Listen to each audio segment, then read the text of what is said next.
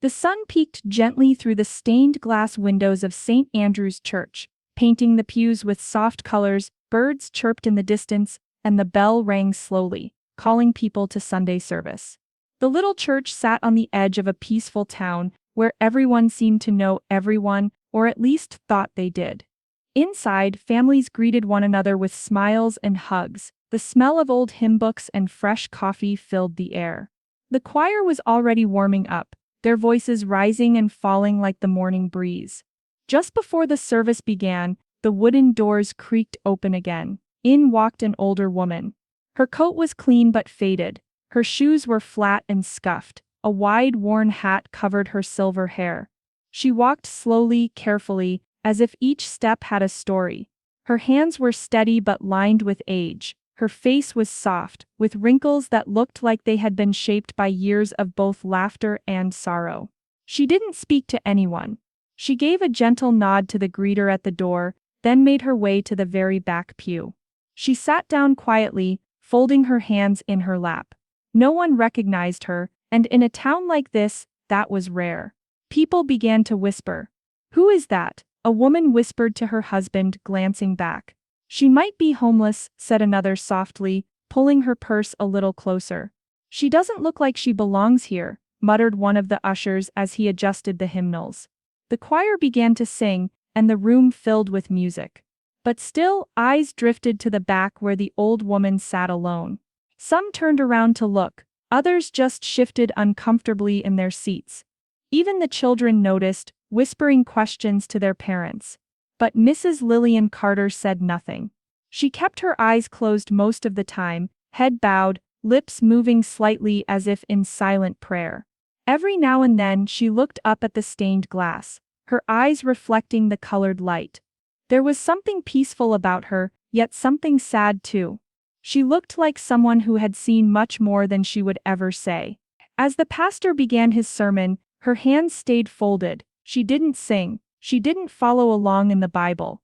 But she listened, every word, every pause, as if each sentence held something she needed. To most people in that room, she was just an old woman sitting in the wrong church. But to one person something didn't feel right. A girl named Emily, sitting near the front, couldn't stop glancing back. While others looked at Lillian with confusion or judgment, Emily just felt curious. She wondered who the woman was, and why she came alone. She also wondered why no one said hello. The service continued, the pastor's voice rising and falling with the rhythm of the sermon. People nodded along, flipping pages in their Bibles. The choir hummed softly, preparing for the next hymn. Outside, the wind rustled the trees, but inside the church, everything felt still. Still except for the quiet stir of discomfort. More eyes drifted toward the back of the church, some faces looked confused, others looked annoyed. A few just looked away, pretending not to notice the old woman who sat silently among them. In the middle of the third hymn, one of the church ushers, a tall man named Mr. Ronald Green, stepped out from the side aisle. He had been watching the woman since she entered. Ronald was proud of keeping the church in order, and to him Lillian's presence felt out of place. She didn't look like the regular members. Her coat was too worn, her shoes too old. She hadn't brought a Bible, she hadn't put anything in the offering plate. Quietly Ronald walked toward the back. The hymn still played as he leaned down beside her. "Ma'am," he whispered in a low voice. "Are you all right?" Lillian looked up, her eyes calm. She nodded, "Yes, thank you." "I don't mean to be rude," he said, his voice tight, "but are you lost? Do you need help finding the shelter downtown?" Lillian's eyes didn't change. "No sir, I just came to pray." Ronald hesitated, then he stood straighter. "This is a private service for church members. We don't normally have visitors who aren't part of the community." Lillian's gaze dropped for a moment. Her hands folded tighter in her lap. "I understand," she said softly. Ronald looked around, noticing the stares. People were watching now, though pretending not to. "I think it would be best," he added, "if you stepped out for today. I can call someone to help you if needed." There was a short pause. Lillian nodded slowly, and began to stand. Her knees creaked, but she didn't complain. She reached for a walking stick she had tucked beneath the pew and used it to lift herself up. No one spoke, no one stopped her. She walked down the side aisle, each step slow and measured. Her head stayed high. She didn't cry, she didn't argue. She just walked toward the door, her hat casting a shadow across her lined face. The wooden doors creaked again as she stepped outside. The cold air brushed against her coat as the church doors closed behind her. Back in the pews, some people whispered. She seemed polite, one man said quietly. Still, it was the right call. Someone else replied, but not everyone agreed. Near the front, Emily sat frozen. Her hands were clenched around her hymnal, her chest tight. She had watched the whole thing. Something inside her ached. The woman hadn't caused any trouble. She had just wanted to sit and pray. Emily couldn't stop thinking. Why didn't anyone stop him? Why didn't I? When the final hymn faded and the last amen was spoken, the members of St. Andrew's stood up, stretched, and started making their way toward the exits. The soft hum of voices filled the church like it always did after a service. But today, something was different. People talked in lower tones. Their smiles were smaller. There was a heaviness in the air that hadn't been there before. In the back corner near the coffee table, a small group had gathered. "She didn't look right for this place," said Mrs. Evelyn Marsh, stirring cream into her coffee. "What if she had caused a scene?" "I get that," said Mr. Price, shaking his head. "But she didn't do anything wrong. She just sat there." "I heard she might be one of those people who sleep at the bus stop," someone whispered. "Still, it felt wrong to send her out like that," said another voice, softer. No one knew her name.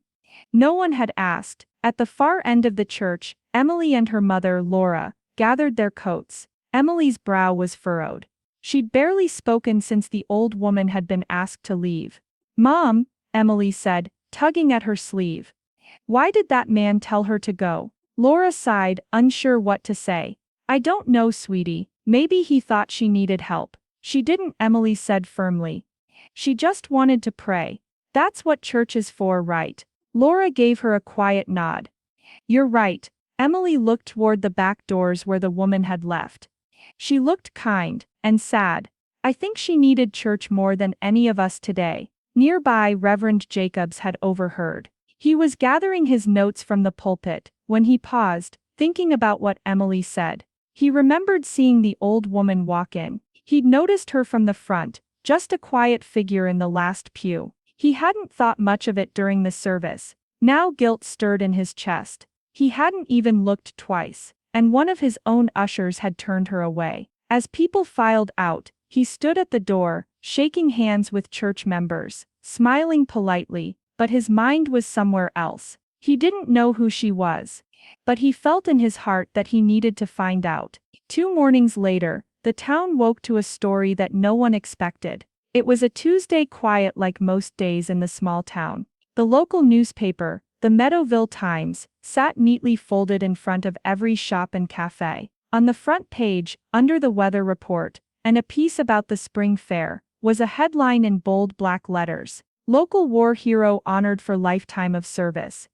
Beneath the headline was a photo, an old one but clear. It showed a woman standing tall in a military uniform, her silver hair tied back, a row of medals across her chest. Her face was firm, proud, and strong. Her name was printed right below the picture: Mrs. Lillian Carter. Emily's mother read the paper at the kitchen table, her coffee growing cold. When Emily came in for breakfast, her mom handed her the front page. "That's her," Emily whispered. "That's the woman from church." The article was long, and filled with details that stunned the people who read it. Mrs. Carter had served as a military nurse in 3 wars: Korea, Vietnam, and the Gulf War. She had helped treat hundreds of wounded soldiers, sometimes working in tents near active battlefields. The paper said she had once stayed behind during an air raid to care for injured soldiers, risking her life so others could live. She had earned the Bronze Star, the Purple Heart, and several other awards for bravery and service. But when she retired, she didn't stay in the spotlight. Instead, she returned home quietly and lived in a small apartment just outside of town. Her husband had died years ago, and she had no children. She didn't talk much about her past. "I just wanted to help," she had told the reporter. The article ended with a note about a ceremony the town was planning in her honor, a Veterans Hall tribute next month. By noon, nearly everyone in the town had seen it. The photo spread across social media and was shared in group chats. At the cafe, people whispered about it over muffins and coffee. At the barber shop, the radio read parts of the article aloud, between songs. At St. Andrew's Church, Reverend Jacobs sat alone in his office, with the paper in his hands. He looked at the photo, then closed his eyes. His heart sank. The woman they had turned away was not a stranger. She was a hero. She had come to his church seeking peace, a place to pray, a space to feel welcome. Instead, she had been judged by her coat, her silence, and her age. He picked up the phone and called the church staff for a meeting. That afternoon, the usher Ronald sat across from him, the paper between them. Ronald's face was pale. "I had no idea," he said quietly. "No one did," Reverend Jacobs replied. "But maybe we never really gave her a chance." Meanwhile, Emily carefully cut the photo out of the newspaper. She glued it into her journal, next to a short note she wrote with care. "Her name is Lillian Carter. She is brave, she is kind, and she should never have been turned away." By Wednesday evening, the church was buzzing, but not with the usual chatter of choir practice or Bible study. Instead, quiet conversations filled the hallways, heavy with guilt and shame. Everyone had seen the newspaper by now. People who had whispered about the strange old woman on Sunday now sat in small groups, eyes lowered, voices soft. Mrs. Evelyn Marsh, who had spoken harshly near the coffee table that day, clutched the newspaper against her chest. "I feel awful," she admitted to another member. "I didn't even smile at her. I just assumed the worst." Mr. Price, who had doubted her story but stayed quiet, looked down at his hands. "We all did," he said. "We judged her without even asking her name." In the church office, Reverend Jacobs called a meeting with the church staff. They sat in a circle, ushers, greeters, choir members, and volunteers. No one said anything at first. The room was quiet, like the silence after a storm. "I think we all know why we're here," Reverend Jacobs began. His voice was calm, but there was sadness in it. "We made a mistake, a big one." Ronald, the usher who had asked Lillian to leave, couldn't even look up. "I thought I was helping," he said, "but I wasn't. I never even asked why she came." "She came to pray," said Reverend Jacobs. "That's all. And we sent her away." They sat with the truth for a long moment. "What can we do?" one of the greeters finally asked. "We start by saying sorry," Reverend Jacobs replied, "but not just in words, in action." Meanwhile, Emily sat at her desk that evening, her lamp glowing softly beside her notebook. She had read the article 3 times and had shown it to her teacher at school. Now she was writing a letter, not typed, but carefully handwritten. "Dear Mrs. Carter, my name is Emily. I was at church on Sunday. I saw what happened. I wanted to tell you I'm sorry. I think you're amazing. I read about you in the paper, and I wish I had talked to you that day. If you ever come back to church, I'd really like to sit next to you. Thank you for being brave, even when people didn't see it. Love, Emily." She folded the letter gently and placed it in an envelope. Her mom helped her find the mailing address listed at the bottom of the newspaper article. They put a stamp on it and walked together to the mailbox. As Emily dropped the letter inside, she whispered, "I hope she knows someone cares." Back at the church, Reverend Jacobs began working on something else, a sermon for Sunday, one that he hoped would open hearts, not just eyes. Sunday morning came again, just like it always did. But this time, the people of St. Andrew's Church walked through the doors with heavier steps and quieter voices. The building looked the same flowers near the altar, same sunlight through the stained glass, but something had changed. A feeling hung in the air, like everyone was waiting for something important to happen. Emily sat in the front row with her mom, holding a folded piece of paper in her lap. She had dressed extra nice that morning, her hair brushed back neatly. Her letter to Mrs. Carter had been mailed days ago, but she still hadn't heard anything back. Still, she hoped. When the choir finished their first hymn, Reverend Jacobs stepped up to the pulpit. He didn't open his Bible right away. He didn't start with a joke or a greeting. Instead, he took a long breath and looked out at the faces in the pews. "This morning," he said, "we need to talk about something that happened last Sunday, something that should not have happened." The room went still. He continued, his voice steady but full of feeling. "A visitor came to our church. She sat quietly. She asked for nothing but a place to pray. And we turned her away." A few people lowered their heads. "She wasn't just a visitor," he said. "She was Mrs. Lillian Carter, a woman who served our country with courage and kindness for decades. A woman who risked her life to save others. A woman we should have welcomed with open arms." He paused, then added, "But we didn't." There was a long silence. "I want to say today, with all my heart, that I'm sorry, and I believe we all are." Emily's hands trembled a little as Reverend Jacobs looked toward her. "Emily has written something she'd like to share." Slowly Emily stood. Her voice was quiet at first, but clear. "I didn't know Mrs. Carter's name that day," she began, "but I saw her. I saw that she was kind. I saw that she needed peace, and we didn't give it to her. I wrote her a letter, and I told her that if she ever came back, I'd sit next to her." She looked around the church. "I hope we all would." The room stayed quiet for a moment, then someone clapped, then another, and then the whole room joined in. Not loud and cheerful, but soft and full of feeling. Reverend Jacobs spoke again. "Next week, we will be holding a special service to honor Mrs. Carter and all veterans who have given so much. But more than that, we're going to make sure our doors and our hearts stay open." The service ended with a prayer, not just for forgiveness, but for growth. Outside, people didn't rush to leave. They stood and talked, not about lunch or errands, but about what they could do better, what kindness really meant. And Emily, looking up at the sky, wondered if Mrs. Carter had read her letter. The next Sunday was unlike any the town had seen before.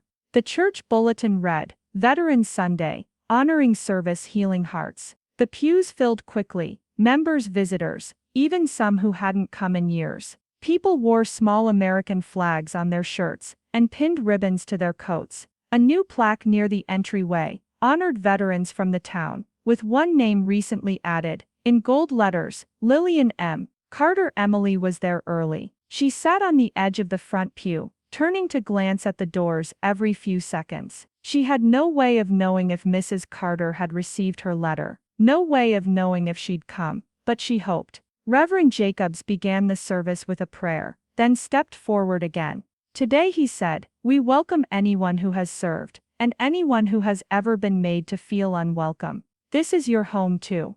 Then the doors opened. Heads turned, people gasped softly. And there she was, Mrs. Lillian Carter, standing in the doorway, dressed in a simple navy coat and a neat scarf. Her old hat was gone. Her walking stick tapped gently as she made her way down the aisle. But this time no one looked away. No one whispered. Instead they stood. The entire church rose to their feet, in silence as she walked past, slowly, carefully, with quiet grace. Lillian paused at the front, her eyes meeting Reverend Jacobs. He offered her his hand. She took it, and he helped her up the steps. He turned to the congregation. "Mrs. Carter has agreed to say a few words." Lillian looked out over the rows of faces. Her voice, though soft, filled the space. "I came here that Sunday because I missed the sound of hymns. I missed the feeling of peace. I didn't expect much, just a quiet place to sit and remember." She looked down for a moment, then back up. "I've seen many places in my life. I've seen war, loss, and heartache, but I've also seen kindness, real kindness, and I believe that people can change, even when they make mistakes." Her eyes found Emily's. "I got your letter, sweetheart. It meant more than you'll ever know." Emily smiled, tears in her eyes. Lillian continued, "Today, I forgive this church. And I thank you for letting me come back, not because of what I've done in the past, but because you're trying to do better now." The church clapped, not loud or showy, but warm, real. After the service, people lined up to greet her. Some brought flowers. Others simply offered their hand, or said, "Thank you." Ronald, the usher who had sent her out, came forward too. "I was wrong," he said, his voice shaking. "I'm so sorry." Lillian touched his hand. "You're trying," she said. "That's what matters now." Later, as the choir sang one last song, Lillian sat beside Emily, not in the back row, but near the front. They sang together, two voices, old and young, rising with the others. And for the first time in a long time, Lillian felt at home. If this story moved you, take a moment to reflect on how we treat those around us. Like this post to show your support for kindness over judgment. Leave a comment, sharing your thoughts, or a time you witnessed unexpected grace. And subscribe for more real, heartfelt stories that remind us what truly matters: compassion, respect, and second chances.